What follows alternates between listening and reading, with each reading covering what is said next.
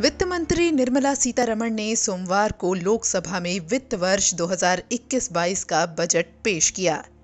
सीतारमण ने भाषण की शुरुआत करते हुए कहा, ये बजट ऐसी परिस्थितियों में तैयार किया गया है जो पूर्व में कभी नहीं थी। 2020 में हमने कोविड-19 के साथ क्या क्या सहन किया, उसका कोई उदाहरण नहीं।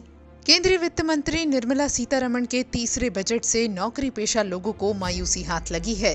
केंद्रीय वित्त मंत्री निर्मला सीतारमण का ये बजट सैलरीड क्लास को निराश कर गया है। इस बजट में न तो कोई अतिरिक्त टैक्स छूट की घोषणा की गई है और न ही टैक्स स्लैब में कोई सुधार किया गया है।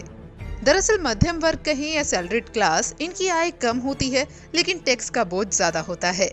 अभी 2.5 लाख से 5 लाख रुपए की आय पर 5% टैक्स देना होता है। वहीं 5 से 10 लाख रुपए पर सीधे 20% टैक्स दर लागू है। इससे करदाताओं पर सीधा असर पड़ता है। 5 से 10 लाख रुपए के लिए स्लैब को 20% से घटाकर 10% करने की मांग भी वित्त मंत्री से करदाता कर रहे थे, लेकिन सबको निराशा ही हाथ लगी। हालांकि वित्त मंत्री ने 75 से ज्यादा उम्र के सीनियर सिटीजन को ही इसमें राहत देते हुए उन्हें इनकम टैक्स रिटर्न फाइल करने से मुक्त कर दिया है। वहीं वित्त मंत्री ने एनआरआई लोगों को टैक्स भरने में होने वाली परेशानियों को देखते हुए उन्हें डबल टैक्स सिस्टम से छूट देने का भी ऐलान किया है।